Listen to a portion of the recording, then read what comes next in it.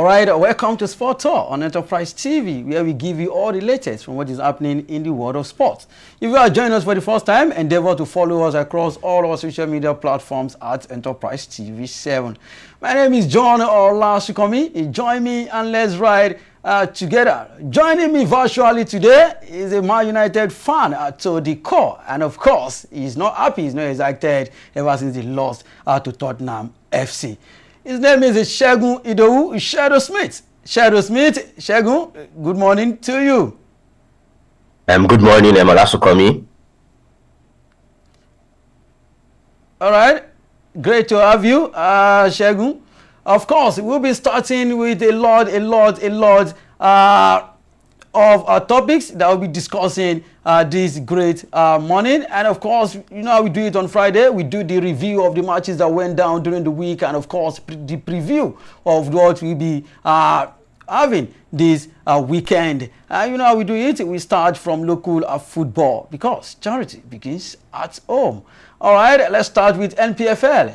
Atland FC are gearing up for a do-or-die clash as they host Aqua United in their final fixture of the 2024-2025 Nigerian Premier Football League NPFL season. The crucial encounter is scheduled for Sunday at the Dan Anyam Stadium in Owerri. All right, Segun, talking about NPFL. It is no longer a news that Remo Stars are the champion of the NPFL 2024-2025 season. And of course, what we are really talking about now is those that want to survive relegation. We have a lot of them that really want to survive relegation. There is Aqua United, which for me, I believe that they'll be playing the NNNS season, whether they like it or not. And of course, Atland is also there fighting for survival. There is Katsina United, and of course, there is Ekanemi Warriors. Do you know the most interesting thing? Is all these teams that are surviving, that want to survive that want to survive a relegation are all playing at home. So for me, I still see the likes of Katsina United playing at home, Ekanemi playing at home, Niger Tornadoes playing at home, even Atland playing at home. So if all these teams win at home, even if Atland wins, it will still relegate. Even if Aqua United get a win away from home against Atland, they will still play in the NNL next season. And we all know how it's, we all know how NPFL is. Once you are playing at home, you have advantage because it is NPFL. I'm not saying any away team cannot win, but once you are playing at home in the NPFL, there is an advantage for you that you will be winning on paper. And don't also forget, this is the last day. So what are your thoughts on this one? Do you see Atland escaping or Aqua United escaping this time around? So I know it's going to be a very tough game. That is a feature everybody needs to look out for because both teams are they are fighting the relegation zone. Yes, of course. And it's going to be a tough one. But like you said, home advantage will play a huge impact in this game. And I see Atland United taking the victory over Aqua United. And also, I would like to speak about the El Akani Warriors game against Sunshine. I know Sunshine they are due for relegation. They're going to relegate. But don't completely rule the game out. I see Sunshine fighting for the relegation battle against El Akani Warriors, but definitely the home advantage is going to take place, and I see that El Akani Warriors is going to win that game against Sunshine Stars. And of course, because we still have the likes of Niger Tornadoes, we have Katsina United. If none of them get a win, definitely we'll be seeing Atland, Aqua United, Sunshine Stars, and of course Lobby Stars flying their trade in the NNL next season. All right, well, let's see how it's going. Let's take a look at other fixtures. Ikorodu City, we host Abia Warriors, Katsina United versus Kwara United, Lobby Stars versus Bendel Insurance, Rivers United versus Nasarawa United, Niger Tornadoes versus Kano Pillars, Bayelsa United versus Remo Stars. Atland, we host Aqua United, the game we are all waiting for. Ekanemi Warriors versus Sunshine Stars, Shooting Stars, we host Enugu Rangers, and of course, the biggest team in the NPFL, Eyimba Football Club Aba versus Plateau United. All right, away from the NPFL, let's move straight to the camp of the Super Eagles. Super Eagles head coach Eric Chell has listed 24 players for this month's Unity Cup tournament in London. Captain Ahmed Musa making a return, goalkeeper Stanley Wambali, midfielder Wilfred Ndidi, and winger Moses Simon are among the players called up by Chell. All right, and of course with a little home base, players like 10 of them has also been called up for this tournament. We all know this tournament is just for, just for us to know new players that can definitely be part of the Super Eagles of Nigeria in future. And my major concern is this, as shared Osimhen, the highest goal scorer in the MPFL, talking about Anas Yusuf, has not been invited, out of which Sikiru Alimi was invited. And has done double figures this season. Sikiru Alimi is just like 6-5 goals. And this young man has scored over 15 goals in the MPFL. So what is going on? Why did they ignore the high goal scorer? Because the stats are there, the numbers are there. Why did they ignore, for me, the best player in the MPFL for the likes of Sikiru Alimi? I'm quite shocked also at that lineup. But I think the coach knows what he's doing. I think he has a reason for calling him than calling the other guy. Okay. But let's give the coach benefit of doubt. Maybe he's going to blend him with the entire team, and let's see if he's going to try out results using him in the squad. Or maybe he's thinking that because we have a lot of strikers, the likes of Victor Osimhen, we have Tolu Aroko Dare, mentioned them Desas, and maybe that is the reason why he didn't want to give him any false hope. But at least he should be invited. That would definitely encourage him, in my own opinion. Yeah, I support your opinion also. But like you said, there are some big names in the squad already. There are some proven goal scorers in the squad. And let's see how the result turns out over the week. All right, away from that, let's move straight to Italy, where Napoli lonely Victor James Osimhen, 26, has entered into talks with Saudi Pro League side Al-HILAL, according to a report. The former Lille centre forward has logged 36 goals and 8 assists in 40 games played in North competitions for Galatasaray. I know you have a lot to talk about this, Sheriff Smith, because even United are also in the race of signing Victor James Osimhen. But according to reports, they've not heard from the camp of Manchester United. But it's looking like Victor James Osimhen is on his way to Saudi Arabia at just 26. What are your thoughts on this one? Victor James Osimhen to Al-HILAL. The same Al-HILAL are also gone in for Manchester United captain Bruno Fernandes. So, as a Man U fan, before you talk about Osimhen, how would you feel if Bruno Fernandes moved to Al-HILAL, and of course at the same time somebody that you know that United need at this point in time, talking about Osimhen to Al-HILAL? So I'm going to start with the Bruno talk. I do not, as a Man United diehard fan, I do not want to see Bruno leave my team at this moment, even though the team is struggling. Even though the team is struggling and everybody wants to have a piece of Bruno Fernandes, I feel and I believe that he's going to stay with Man United for the next couple of seasons. And as for Victor Osimhen, this is not the first time the Saudi Pro League has come to coach him. Or he went to Galatasaray to prove himself, to let the world know that he's one of the best strikers in the world right now by winning the Turkish league with Galatasaray. But I feel if you think that is the best move for him, I think he should go ahead and he's going to kill it at the Saudi Pro League. But for me, I feel he still remain in Europe. He should consider either the English Premiership or should stay at Galatasaray and improve, become an hero and a legend with them. Now, talking about Osimhen being a legend in a particular club, he only spent how many years in Italy? He has moved to Turkey. How many years in France?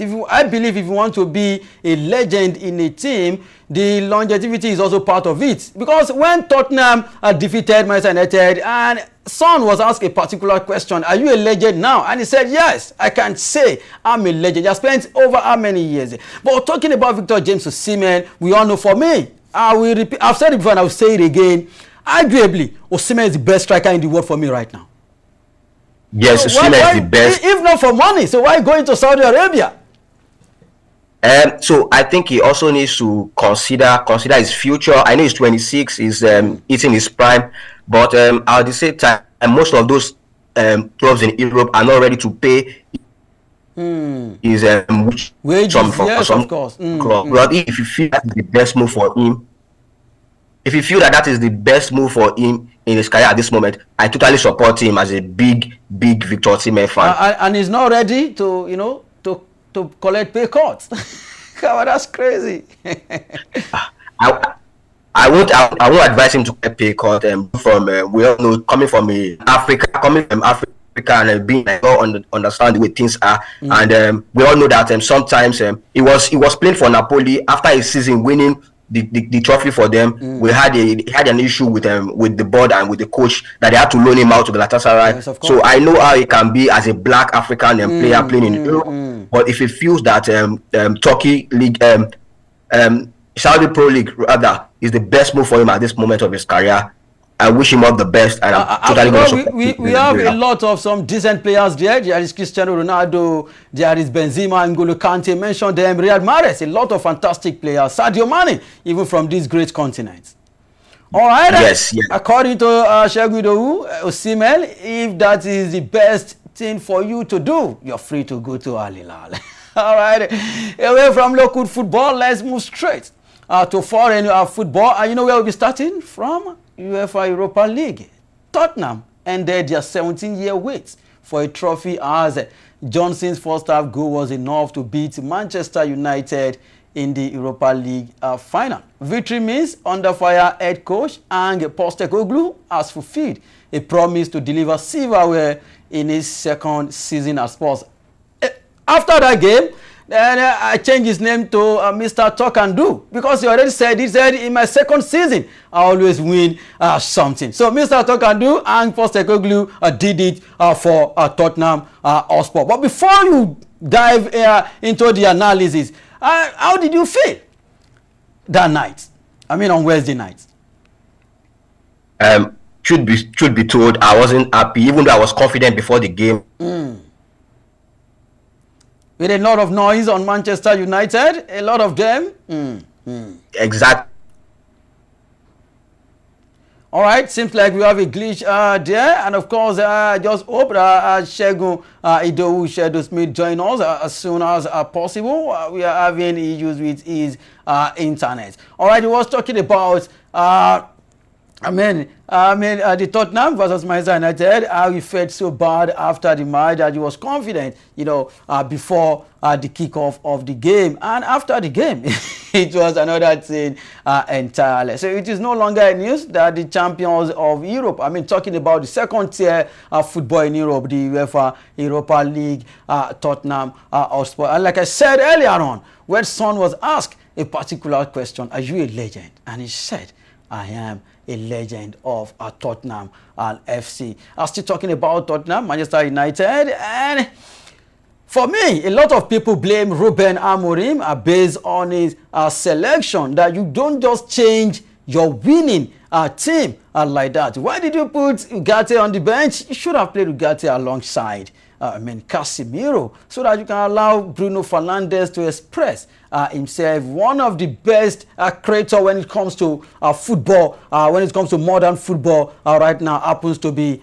Bruno Fernandes. And whenever he's playing deep, he finds it difficult to create chance for Manchester United attack. And of course, if he's not creating chance, no one else is doing that. So Ruben Amorim, a lot of backlash after the game. And some people even said, why did you put Garnacho on the bench? And he said, this same Garnacho missed a one-on-one in the semi-final, so I have to try another thing. And he tried it. It didn't work out. Ahmad Diallo alongside Rasmus Højlund and of course Mason Mount up front, they refused to deliver on the night. So sad for Ruben Amorim and of course all Man United fans out there. And as we speak, a lot of Man United players are in the market. So the likes of Chelsea, if you still want to get Garnacho, the likes of Liverpool, there are a lot of Manchester United players in the market right now. You can just go there and just pick your own. And as for Bruno Fernandes being linked to Al-HILAL, it should definitely be a big loss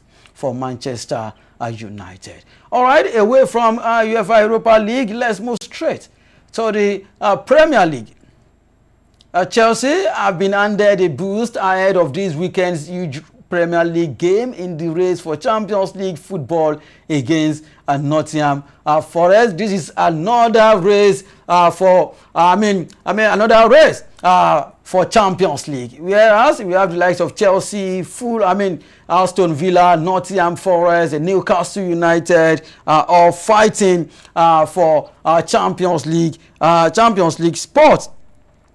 And as it stands right now, Chelsea playing away against Nottingham Forest. So it's going to be a do or die affair between Nottingham Forest and Chelsea Football Club. Don't also forget, some weeks ago, the owner of Nottingham Forest, when they played their game, he entered into the pitch and it caused a lot of controversies. And of course, this weekend is going to be a big one. For Chelsea Football Club. They've been doing well for the past few weeks now, but it's a must-win game for them if they really want to make it to the Champions League 2025-2026 season. All right, let's take a look at other fixtures. Fulham versus Manchester City. City have been, on and off. They've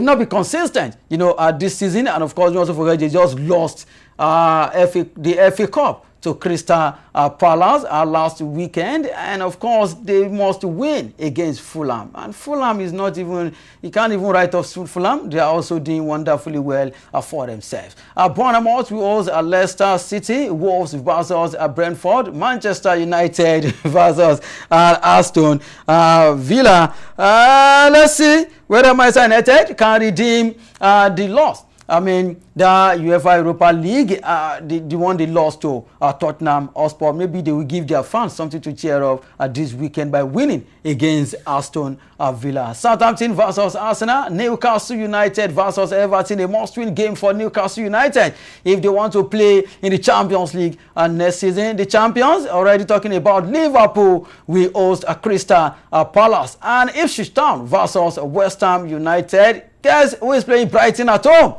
Talking about the UEFA Europa League winner, Tottenham Hotspur, with all joy in their hearts. They will be playing at home against Brighton this weekend. Let's see how it goes with Chelsea.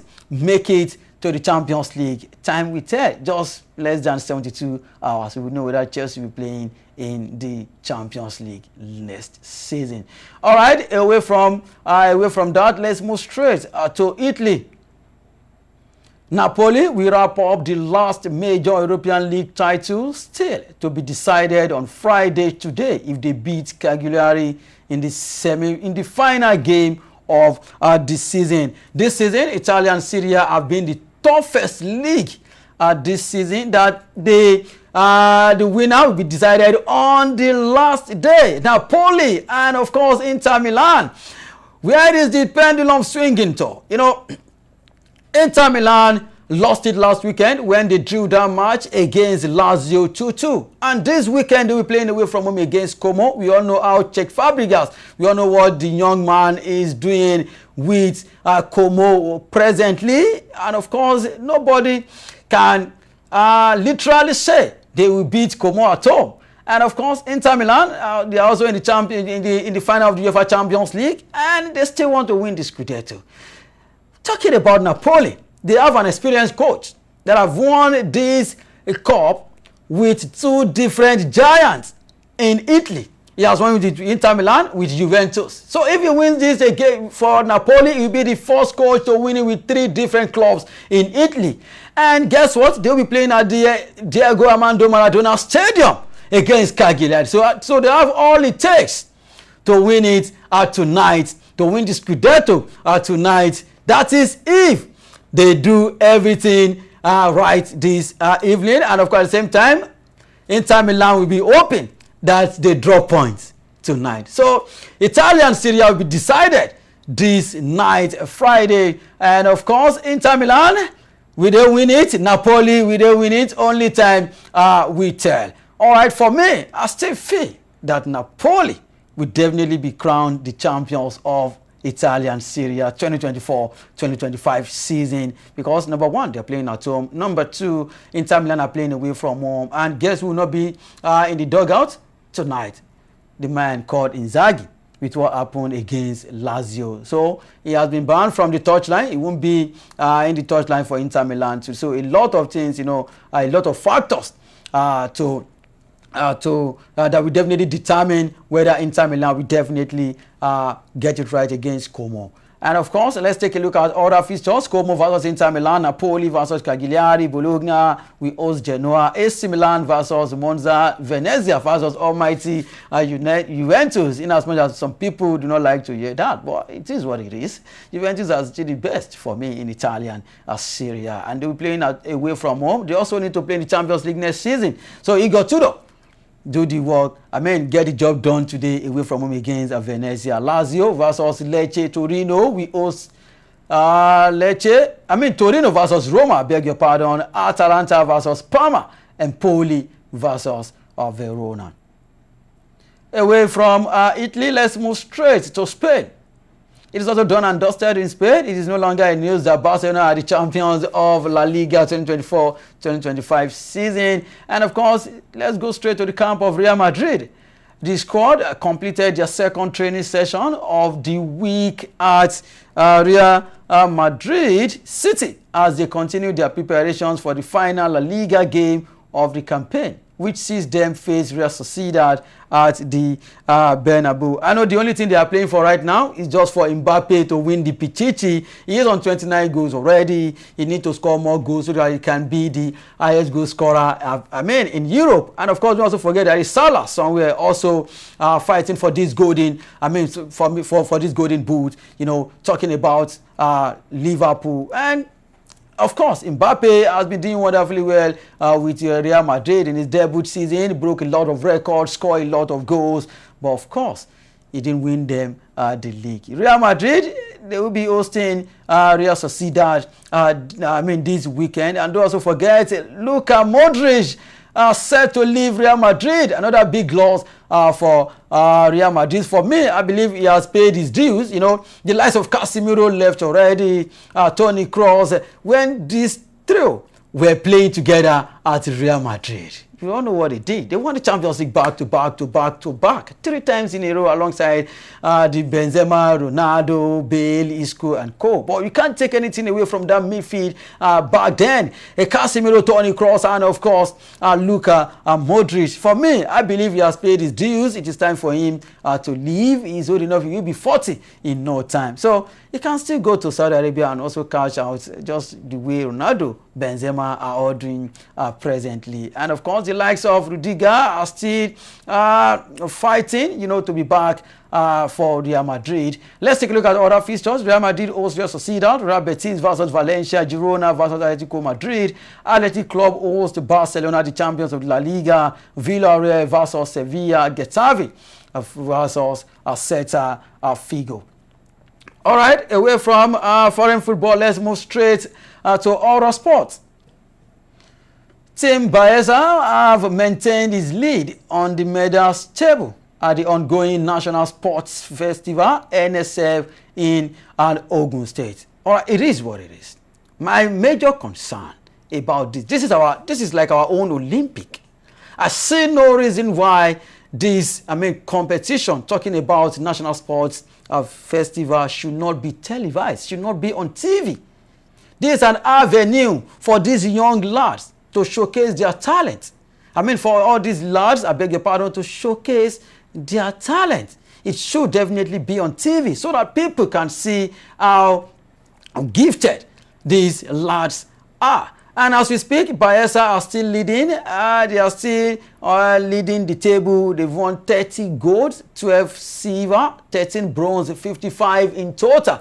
And you can't write off Delta because Delta are right behind them with 21 gold, 9 silver, 26 bronze medal. In total, 56 medals. But you know what? They have to count gold first. And of course, something happened whereby some issues happen. We just hope that the sports commissioner will just definitely look into it so that they will resolve all the chaos that is going on in Abeokuta, in NSF, talking about National Sports Festival. And of course, Rivers, Team Rivers are third. They have 11 gold, 10 silver, 10 bronze, 31 in total. Oyo State, 10 gold, 8 silver, and 13 bronze, 31 in total. Then Lagos, come on, Lagos, what is going on? Lagos, 9 gold, 9 silver, 18 bronze, 36 in total. And of course, Team Ogun, the host, they have 8 gold, 12 silver, and 13 bronze, 33 medals in total. Osun State, Team Osun, we have 8 gold, 1 silver, 1 bronze, 10 in total. And Edo State have 7 gold, 29 silver, and 25 bronze, 61 in total. Tell us where your team is in the comment section. I know where my team is. I won't say more than that. All right, that is how much I can take on Sport Talk on Enterprise TV 7. If you are here to follow us across all social media, endeavor to do that. We are at Enterprise TV 7 across all social media platforms. Visit our website at enterprisetvnews.com, and don't forget to like, share, and subscribe. My name remains John Olasikomi. See you next time.